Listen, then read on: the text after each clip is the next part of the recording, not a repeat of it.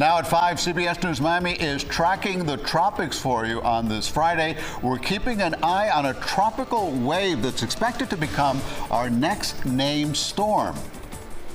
Good evening, I'm Elliot Rodriguez. And I'm Lauren Pastrana. Thanks for joining us. Next weather chief meteorologist and hurricane specialist Ivan Cabrera is here. Before we get to that other system, we're still kind of keeping an eye on Humberto too, right? So you're on top of Humberto, which I'll show you has become now a major hurricane, guys. Category 3 rapid intensification. That's not the system that we're going to be watching, though, closely. We always watch all of them. But this, where I'm standing, is a still very disorganized cluster of thunderstorms. They're trying to wrap around a center of circulation so that we can get a tropical depression. We don't have that, but we do think eventually this will become our next named system. And in fact, I want to take you there and show you what's going to be happening over the next few days as we talk about a storm that will likely begin to get a name here as we get into the upcoming weekend. So let's talk about that. So we check in on the conditions. This is still not a tropical depression, but we're thinking that's going to change over the next, I'd say, 12 to 24 hours. Hurricane hunters still have now found a closed area of low pressure here. The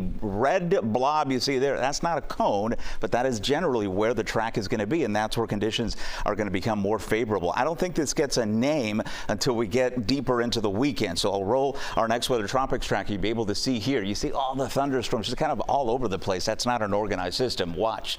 As it starts wrapping around there, that is when we're talking about a depression or a tropical storm, Imelda. It is east of us here, but it could get close enough this weekend. Certainly hazardous beach conditions and boating conditions, but my question is, how close does it get, and do we get any of those bands? Some models are depicting that, some are not. Obviously, this is not going to be a direct strike for us here, but we could have some indirect impacts as the system then goes up to the north and brings us, by the way, some pretty gusty winds here as we head through Saturday. But watch, this is the wind field, right? And you can see, I mean, this is tolerable, 10, 15, 20, maybe 30-mile-an-hour wind gusts occasionally. And there is the storm there. You can see the center of it right there. So as it passes to our east, it really does not have a chance to bring us any kind of wind that would be damaging or significant. So that's what we're looking at here. Now, the rainfall eventually will be blockbuster here. East of us, we may get some heavier bands, but this is going to be a southeast